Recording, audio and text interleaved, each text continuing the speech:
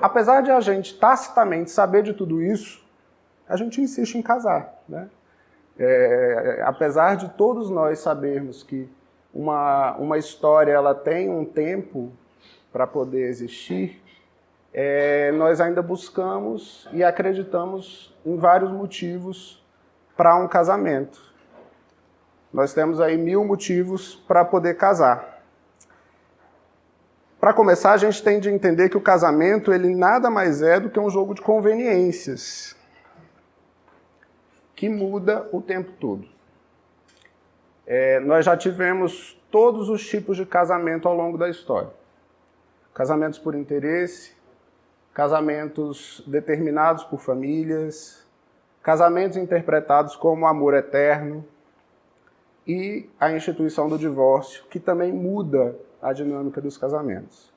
Essa questão, ela tem uma...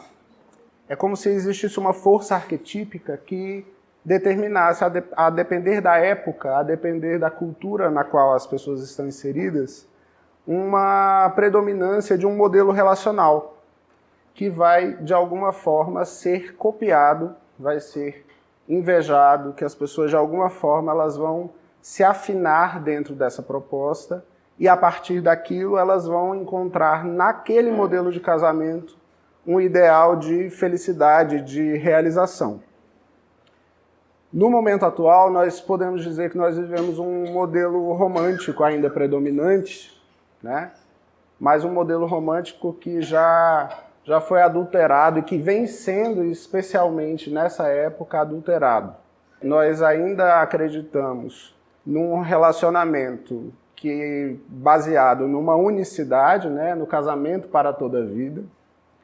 Nós também acreditamos num casamento que vai ser... Desculpa, eu falei o casamento para toda a vida como a eternidade, mas também como unicidade, de que nós teremos um casamento para a vida, né? De que quando temos um encontro inicial, aquele encontro é o encontro que vai durar, e também o ideal de completude, de que a partir do momento em que um casal se une, eles vão conseguir atingir um no outro essa completude, eles vão se integrar de uma forma tal que nos remete àquela ideia da alma gêmea, né?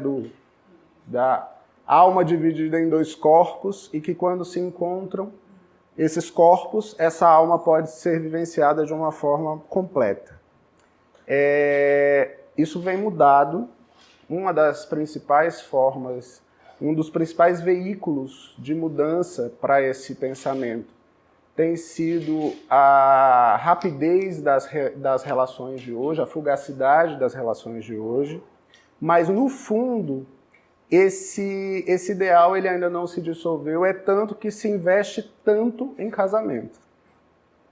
É um dos mercados mais lucrativos e é um dos mercados que tem mais demanda, continua sendo o casamento.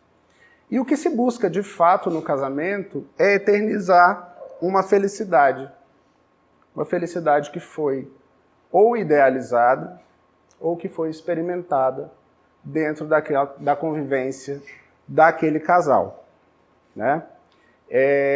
Sendo que, de fato, um casamento, como disse o Pascal Bruncker, um filósofo francês, casar é cavalgar um tigre. O começo pode ser até interessante, mas depois, para conseguir descer, é muito difícil e muito arriscado. Esse conseguir descer é o que foi instituído lá no fim do século XVIII com a Revolução Francesa e que foi chamado de divórcio. Até então, os casamentos eles vinham sendo interpretados como algo que deveria ser para toda a vida. O divórcio ele tem uma função muito importante de alento, né? Se não der certo, a gente tem uma alternativa. E, apesar desse alento, a grande intenção das pessoas continua sendo querer salvar o casamento. Apesar de existir um impulso, muitas vezes, principalmente nas relações mais jovens, de quando começam a surgir os problemas as pessoas quererem escapar, mas intrinsecamente a ideia de salvar, ela continua sendo predominante quando duas pessoas resolvem se juntar, né? Por vários motivos que a gente vai ver aqui ao longo dessa manhã. Ainda se tem um fantasma em torno do divórcio, em torno da separação, que é a ideia do não dar certo, de sermos incapazes, de sermos fracassados para sustentar o amor, para sustentar a relação. Isso chega a ser cômico em alguns momentos, cômico para não ser trágico, né? Principalmente na prática clínica, quando nós vemos casais que se separam depois de 20 anos de relação, dizendo, poxa, mas não deu certo. Se a gente pensa num casamento que durou 20 anos e que não tenha dado certo, tem alguma coisa errada, né? É lógico que esse casamento deu certo. Ele só não correspondeu à expectativa daquele mito de eternidade. Mas ainda é um motivo muito que sensibiliza muito e que afeta muito as pessoas, o divórcio, muitas vezes por essa interpretação, que não é uma interpretação só da própria pessoa, mas é uma interpretação também do entorno. As famílias pressionam, a sociedade pressiona, os amigos pressionam para que a relação tenha uma manutenção, apesar de esse entorno não saber exatamente o que está acontecendo dentro.